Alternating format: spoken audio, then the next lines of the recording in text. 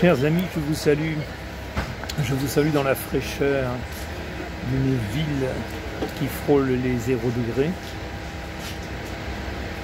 Je vous salue pour vous lire l'extrait d'un livre avec lequel je me régale. C'est purement délectable. Échappée belle de Denis Lavant. En buvant mon café, je ne peux résister à vous lire un extrait de cet ouvrage. Passionnant.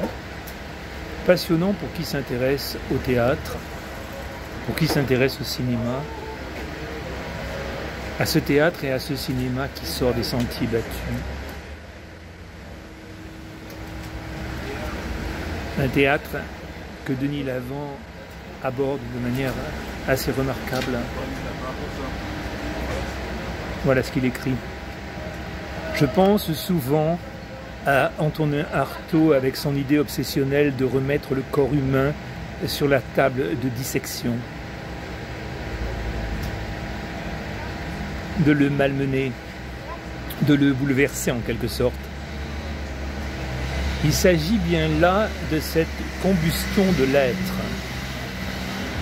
Pour lui, il est nécessaire au théâtre que quelque chose advienne. Oui, j'y tiens, moi aussi, à cette irruption. Le théâtre est le lieu des passions. Shakespeare, par exemple, ne propose que des personnages pris au paroxysme de l'émotion, en période de crise aiguë. C'est cela qui est intéressant selon moi, lorsqu'on représente des monstres sur la scène. Cette cruauté des situations critiques, drôles ou grotesques. Le hors-norme de la vie m'a toujours séduit. En compagnie d'Antonin Artaud, on peut imaginer que l'acte théâtral approche le rituel archaïque, la notion du sacré, même si je me méfie de ce que ce mot peut propager. En tout cas, le théâtre relève du domaine de la fiction, et c'est de cette fiction-là que j'ai besoin. Le théâtre est, je pense, cet endroit où la dilatation de l'imaginaire est susceptible de perdurer, parce que la scène est nécessairement un lieu inconfortable. Inconfortable pour l'interprète. Et c'est là que se maintiendra sa vigilance. Je n'ai aucune certitude par rapport à la manière de jouer. Je me remets perpétuellement en question à ce sujet. Je suis moi-même le pire des critiques.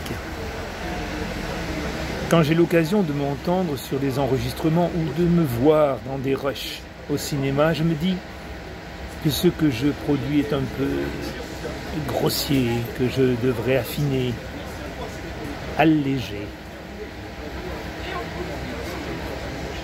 Dans l'émission de la parole ou dans la recherche d'une attitude sincère et vraie, il y a un domaine d'investigation comme celui des nuances, de la lumière en peinture, qui est de l'ordre de l'infini.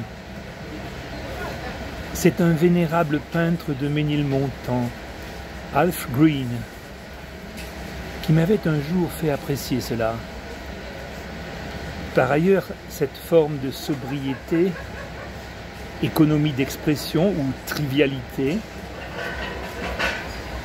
ce naturalisme audiovisuel, je n'y crois guère, parce que la vie n'est pas du tout comme ça.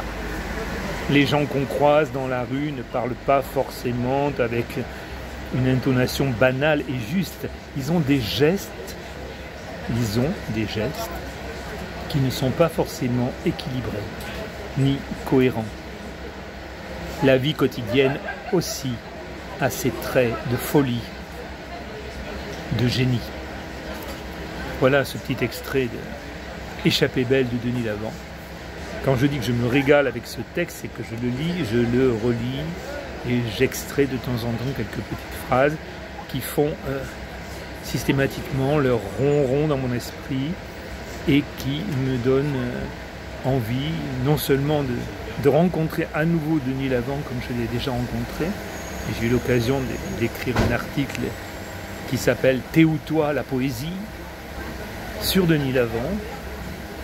Ce texte me donne envie de le rencontrer, me donne envie de parler avec lui et d'extraire de ces rencontres, de ces dialogues qui sont des dialogues privilégiés, un savoir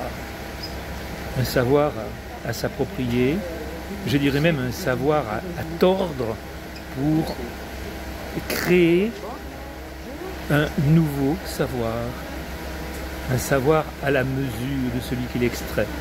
Voilà, je vous remercie, je vous recommande ce livre, Denis Lavant, Échappée belle. Je n'ai pas pu résister au plaisir de vous faire part de cet extrait, de ce fragment de lecture. Je vous salue et je vous dis à bientôt car je vous attends.